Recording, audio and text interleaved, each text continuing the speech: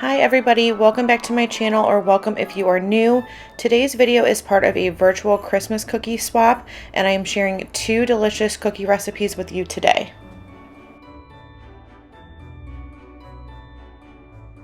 The first recipe is for peanut butter blossoms. This recipe is incredibly simple to make. All you need to do is start out by creaming together some softened butter with sugar and brown sugar and a little bit of peanut butter. The base of this cookie is pretty much just a peanut butter cookie, and then we're going to top it with a Hershey Kiss, and that's what makes the blossom. So once you've creamed that together and it's nice and light and fluffy, we're going to add in a little bit of vanilla extract and an egg and get that well incorporated as well.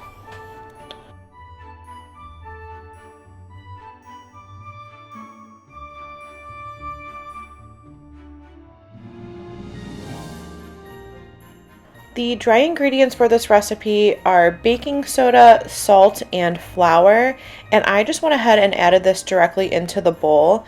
For the flour, you need 1 1/3 cups, so I just added it a little bit at a time.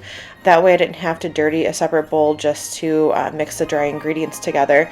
And it mixed together perfectly, so save yourself the dishes and just do it this way. It makes it a lot quicker and simpler to do.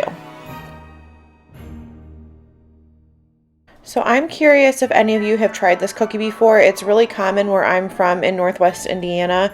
I'm just curious about other parts of the country or other countries as well, what common like Christmas or holiday cookies you eat. So if this is something you've tried before and you like it, let me know in the comments below, or if you haven't tried it, I would really love to hear what you think.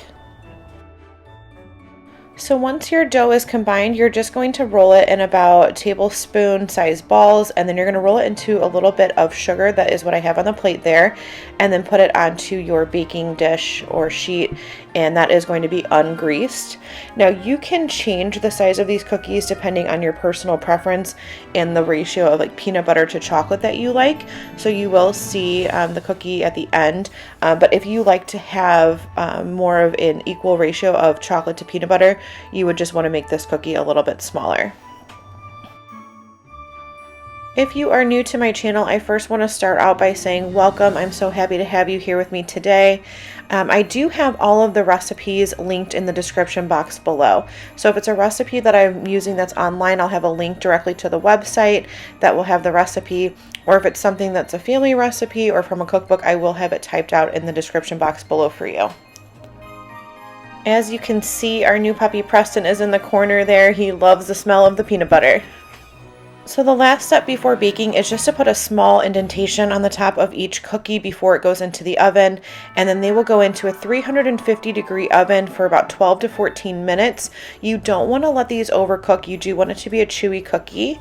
And then when they come out, you're just going to press in a Hershey Kiss into the center of the cookie immediately when they come out of the oven and the cookie is still warm. And this recipe makes about 24 cookies, but I'm just showing you one sheet tray here. These cookies are always a hit because who does not love the combination of chocolate and peanut butter, and the chewy texture is perfect. The second cookie recipe that I'm sharing today is for chocolate cookie sandwiches. And this recipe was very special for me to film because I'm making them with one of my nieces. So you're actually going to be seeing her do most of the work here. But we just had a lot of fun in the kitchen, and I enjoyed our time together making these. So the first thing that she is doing here is combining 1 egg with some shortening, and then we're also going to add in some sugar and vanilla extract, and then cream all of those ingredients together until it is light and fluffy. You'll be able to tell when this mixture is ready by the fluffiness of it, but then you'll also see that the color lightens up a little bit. So you're going to get like a pale yellow color, and that's when you're going to know that you're ready to add in your dry ingredients, which we're going to combine together next in just a moment. So for the dry ingredients, in a separate bowl, we're going to combine together some flour, cocoa powder, baking soda, salt, and then just stir all of those ingredients together until they are well combined.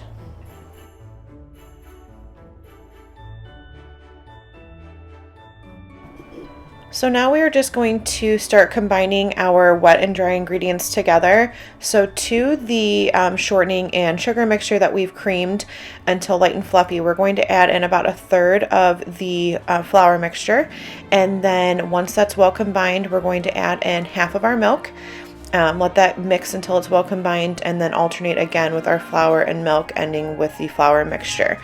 So that's pretty common for cookie or cake recipes, to alternate between the dry and wet ingredients, and you're just doing that to make sure that everything combines well and you don't end up with any lumps of anything, and that way it's a really smooth batter.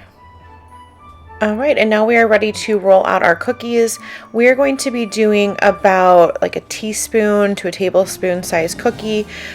So once I made the first one, we started to realize that working together as a team here made it a lot quicker. So I would just measure the amount of the dough out and then hand it to my niece, and then she would roll the ball. And I love this. So if you're cooking with your nieces or nephews or your children, this is a fun way to get them involved, but then still keep everything kind of running smoothly in the kitchen, and it just worked out perfectly for us. So again, just like the previous recipe, this is an ungreased baking sheet, and once we have everything rolled out, it's going to go into a 350-degree oven for about 10 to 11 minutes, and you do not want to let these overcook. While the cookies are in the oven, we are going to first play with the marshmallow fluff and then make our cream filling. So this is a really easy marshmallow cream filling. You're just going to have a couple tablespoons of butter that's softened, mixed with a couple tablespoons of shortening and some marshmallow cream. And then you're going to add in some powdered sugar and vanilla extract, and then beat everything together until it's smooth. For the marshmallow fluff, because it's so sticky, I did spray the measuring cup with some Pam, and that made it so easy to come out. So it was a lot quicker for us to clean up too at the end. The combination of the marshmallow filling with the chocolate cookie is to die for. I highly recommend this recipe. It is a heavier cookie, so you might want to make these sandwiches smaller, but I mean, it's the holidays, so why not?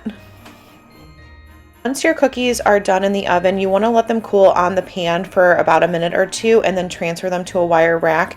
It is imperative that you do not let these over bake, because they do need to be a chewy consistency. So the recipe says to bake until soft set, and that's what I would recommend. Once they cool completely, you're just going to take about a tablespoon of that marshmallow filling and place it between two of the cookies, making your perfect sandwich. Really hope that you enjoyed these 2 cookie recipes today and hanging out with me and my niece in the kitchen for the second one. That's what I love about the holidays. It's all about bringing family together. Make sure that you check out the other videos in the playlist to see other great cookie ideas. And if it's your first time here, please don't forget to subscribe before you go.